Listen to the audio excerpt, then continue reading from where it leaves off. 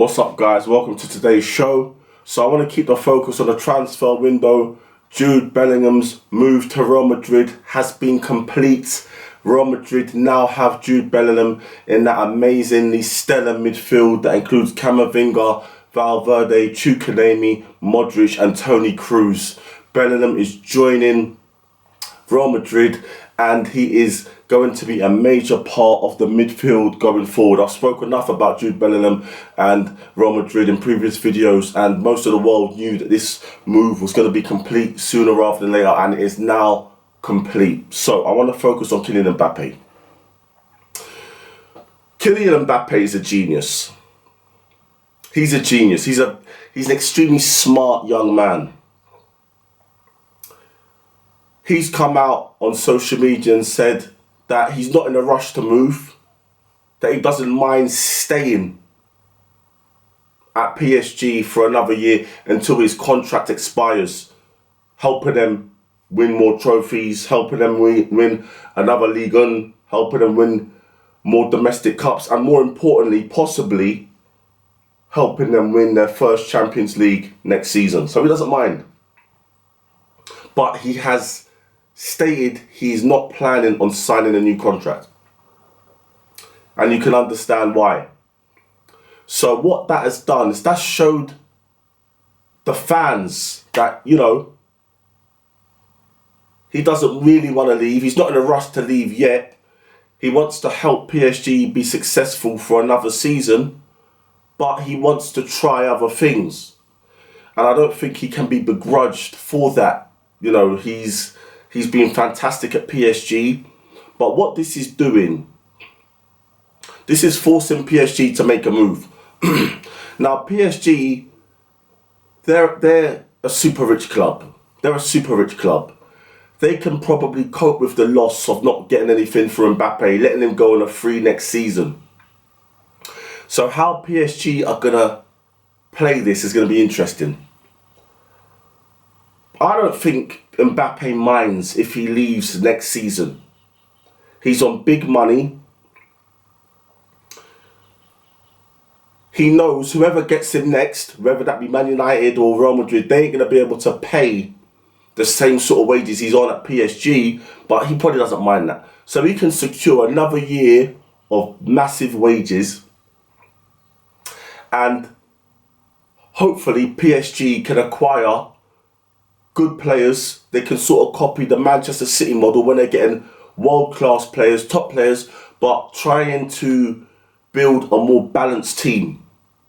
And maybe with a Nagelsmann in charge or a Luis Enrique in charge, they can win the coveted Champions League next season. And that would be the perfect send-off for Kylian Mbappe. But Kylian Mbappe is playing this perfectly, saying, listen, he's not in a rush to leave. He wants to finish and honour his contract. He wants to try and help the club be successful next season. That will appease the fans. But he doesn't want to sign a new contract. And he wants to try and move on to another football club. It's a win-win. He can stay at PSG, a big club, on his big wages, win a couple of more trophies, maybe win the Champions League. Or we could move on to Real Madrid, which seems to be his ideal destination, and join that fantastic revolution that is taking place, joining Jude Bellingham. Or maybe he might fancy the Premier League. Maybe he might fancy Manchester United. If the takeover there is complete, Manchester United would be able to afford him. Maybe he fancies a Liverpool. I think Liverpool are a little bit stacked in that attacking position. But if they're getting Kylian Mbappe, that is an upgrade from anyone they already have at the moment. So Mbappe has a lot of options and the ball is in his court. He has the power with 1 year left on his contract. How do I see this playing out? I think I can see Real Madrid plucking up the money I think even with a year in his contract, he'll still be worth between 120 and 150 million. I can see Real Madrid plucking up the money and getting him this transfer window. With Benzema going, this is the perfect opportunity for Mbappe to be the main man, to be the talisman, to be the goal scorer. Real Madrid can afford him. He's only young, he's 24. The shirts they're going to sell, the commercial deals. Mbappe is a money-making machine. His sponsors, his shirt's going to fly off. He's going to be introduced to Real Madrid like a conquering hero. I do see that happening this summer. And I think that would be fantastic if that happens this summer. I'm just bringing you the news and the rumours as I get it. But when I get more, I will bring it to you guys. But please leave a comment. Tell me where you would like to see Mbappe end up next. The Premier League, Manchester United, Liverpool, maybe Chelsea or Real Madrid. But I think it's nailed on. Unless Real Madrid do a U-turn or want a Harry Kane instead, or want to wait till the end of next season when he's going to be free, I think it's nailed on that it goes to Real Madrid. I think it makes a lot of sense. Real Madrid are good at the back. They could strengthen a little bit more at the back, but they're good at the back. Midfield sorted now. Goalkeeper sorted. They've got the best in the world. Attack, Rodri, Vinny, and Mbappe up front. Mate. Scary stuff. I think it's the right time for Mbappe. PSG gets some money for him. Mbappe gets his dream move. And Real Madrid get their man. And all the money they're going to spend on him, they're going to get it back. And more. Everyone wins. Win-win situation. Mbappe's probably looking at Haaland and thinking he's won the treble. He's probably going to win the Ballon d'Or. It's between Messi and Haaland. And I would probably lean... it's going to be close. Messi did win the World Cup, starring in it. He did win the French League as well this season with amazing stats and loads of goal contributions. It'll be close between Haaland and Messi, but I think I'll lean more towards Haaland. Oh, that's hard. That is hard, actually. Because Haaland in the big games, he weren't really in the big games. Messi was pretty influential. His performance in the World Cup final alone could be enough for a Ballon d'Or, to be honest. So I wouldn't be surprised if Messi gets it. But Mbappe might be looking at Haaland and thinking, Haaland could win the Ballon d'Or. He'll definitely get second. Mbappe's nowhere near it. So he needs to move to a team that can give him that platform to win the Ballon d'Or. That team's Real Madrid. Possibly Manchester United next season. But definitely Real Madrid. But again, the fact that Haaland is at Manchester City in the Premier League, would Mbappe fancy that? Going to a rival like Manchester United to battle Haaland? Or Liverpool to battle Haaland like Messi and Ronaldo was doing all those years in La Liga? That's a possibility for him to go to the Prem. That could be a reason to draw him to the Premier League. But no, I think Real Madrid, if they want Mbappe, they will sign Mbappe. At 120 to 150 million for Mbappe, 24 years old, the best player in the world, what he's going to bring, done. Everyone wins. PSG keeps some face, Mbappe gets his move, Real Madrid get their man. I'll be keeping an eye and an ear to this more as news comes to me, and I'll bring that news to you. Now I want to move on to Harry Kane. Harry Kane is in the same position as Mbappe. But why isn't Kane playing the same cards as Mbappe?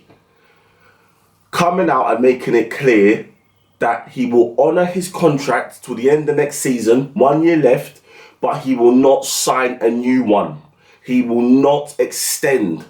So that way everyone knows there's clarity. The fans know, The fans won't begrudge him. Say that he will try and bring Spurs success, maybe a trophy next season, but no matter what happens, he's off. The fans won't begrudge him. Everything's clear, and it takes the power. It takes the power out of Daniel Levy's hands, because Daniel Levy has the power. If Kane grows some balls and copies what Mbappe is doing, because they're both in the same situation, superstars with 1 year left on their contracts, then Kane will get the move that he deserves. I have to say, Kane to me is a great footballer, but he has to be maybe the most stupid and unambitious footballer on the planet, or poorly advised footballer on the planet. Harry Kane, take a leaf out of Mbappe's book. Take the power. You're not going to sign a new contract. You will honour your current contract. If Spurs want to keep you, you will honour it, stay till the end of next season, try and bring them success, but whatever happens, you're off. It can either be for free, or you can sell me now to a Manchester United, to a Chelsea, to a Bayern, to a Barca, to a Real Madrid, to a whoever, to a Newcastle.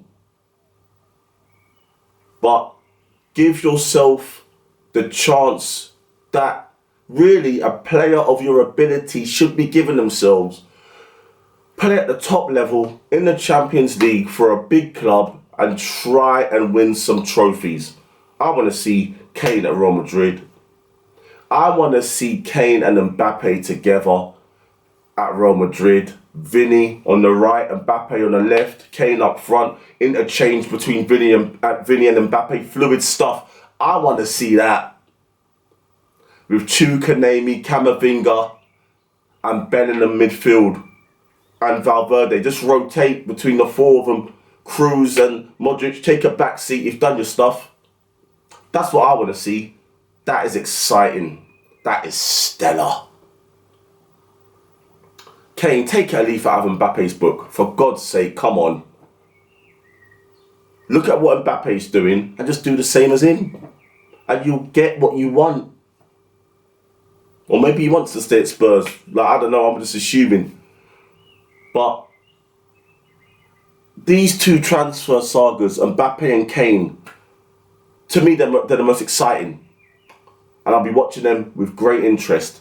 But that's how I think that both of them should be played out. Rice to Arsenal, ever closer. I see this move being done by latest next week. Unless something amazingly happens and it gets scuppered. This move should be done next week and Rice should officially be an Arsenal player. Arsenal going to need a lot more than him. Recently, Stan Kroenke's basketball team, the Denver Nuggets have won the NBA title. So the NFL team have won the Super Bowl. The basketball team has won the NBA title.